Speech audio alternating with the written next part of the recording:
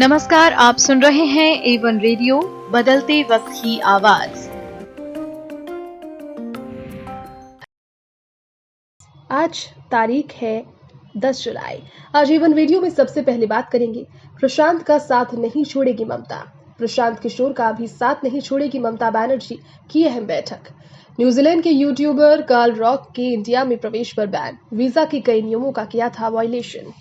संयुक्त राष्ट्र में कृषि कानूनों के मुद्दों को ले जाएंगे आंदोलनकारी, टिकैत ने बताई क्या है मंशा। फिर पेट्रोल की कीमत में भारी बढ़ोतरी, डीजल भी पीछे पीछे। एक बार फिर कातिल हुआ कोरोना, 24 घंटे में 42,767 नए मामले, 1,206 लोगों की मौत। चलिए अब खबरें विस्तार से।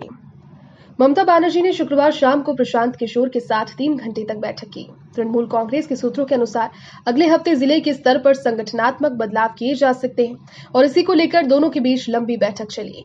बता दें कि तृणमूल कांग्रेस ने चुनाव के बाद एक नेता के पद की नीति शुरू की, जिसके बाद ये कहा जा रहा है कि अब प्रशांत किशोर के बीच में उनके साथ जो बातचीत हुई है वो कितनी कारगर है।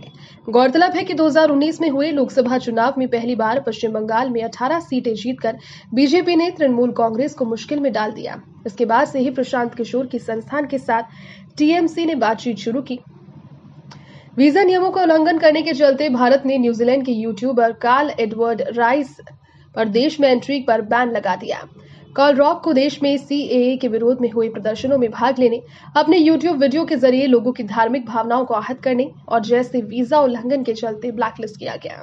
गृह मंत्रालय के अधिकारियों ने बताया कि एक आदतन अपराधी वो है और पहले भी कई बार भारत में नागालैंड और जम्मू कश्मीर जैसे प्रतिबंधित क्षेत्रों में बिना अनुमति के जाकर वहां वीडियोस बनाए हैं। इन क्षेत्रों में विदेशियों के बिना परमिट के जाने पर प्रतिबंध है। कार्ल के पास पहले टूरिस्ट वीजा था, लेकिन भारतीय नागरिक से शादी करने के बाद इससे X2 वीजा में बदल दिया गया। X2 वीजा के तहत विदेशी नागरिकों को व्यावसायिक गतिविधि में शामिल नहीं होना चाहिए, लेकिन उन्होंने बिना अनुमति के भारत में यूट्यूब के लिए कंटेंट बनाया और उससे पैसे कमाए।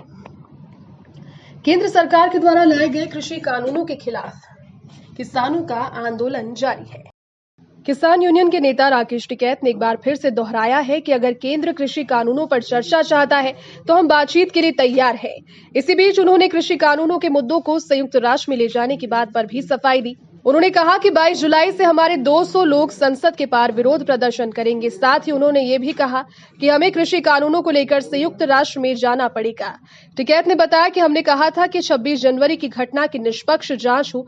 अगर यहाँ की एजेंसी जांच नहीं कर रही तो क्या हम संयुक्त राष्ट्र में जाएं? आपको आगे भारत सरकार से बातचीत करने के लिए वक्त चाहिए तो हम तैयार हैं। बता दें कि हाल ही में केंद्रीय कृषि मंत्री नरेंद्र सिंह तोमर ने एक बार फिर से प्रदर्शनकारी किसानों से उनका आंदोलन खत्म करने की अपील की थी। पेट्रोलियम ईंधन की मांग में इन दिनों जबरदस्त तरीके से इजाफा हो रहा है। कभी तो कच्चे तेल का बाजार एक बार फिर से तेजी पर है। इस सप्ताह के अंतिम दिन कारोबारी में एक बार फिर से 2% ये चढ़ गया। वैसे तो इस सप्ताह में शुरुआती 3 दिनों में ये 5% से ज्यादा टूटा था। घरेलू बाजार में देखें तो सरकारी तेल कंपनियों ने आज पेट्रोल डीजल के दाम में फिर से बढ़ोतरी कर दी। आज पेट्रोल के दाम में 35 पैसे की तगड़ी बढ़ोतरी हुई। साथ ही डीजल में भी हर लीटर पर 26 पैसे महंगाई हुआ। ऐसा देखा गया है कि अपने यहाँ पर जब कोई महत्वपूर्ण चुनाव होता है तो पेट्रोल और डीजल की कीमतें नहीं बढ़ती। कई राज्यों में विधानसभा चुनाव की प्रक्रिया चलने की वजह से बीते मार्च और अप्रैल में पेट्रोल की कीमतों में कोई बढ़ोतरी नहीं हुई। इसलिए उस दौरान कच्चा तेल महंगा होने के बाद भी पेट्रोल डीजल के दाम में कोई बढ़ोतरी नहीं हुई। दैनिक आंकड़े बता रहे हैं कि भारत में कोरोना की दूसरी लहर अब ढलान पर है। इस दौरान 1,206 लोगों की मौत भी हुई। साथ ही देश में सक्रिय मामलों की संख्या भी 4,55,033 की रह गई है। लेकिन देश भर में बीते 24 घंटे में अचानक से कोरोना के केसेस में और मरने वालों की संख्या में बढ़ोतरी देखने को मिली। फिलहाल वीकली पॉजिटिविटी रेट की बात करें तो लगातार 5% से कम रहते हुए फिलहाल ये 2.34% पर है। डेली पॉजिटिविटी रेट भी लगातार 17 दिनों से 3% पर कम बना हुआ है।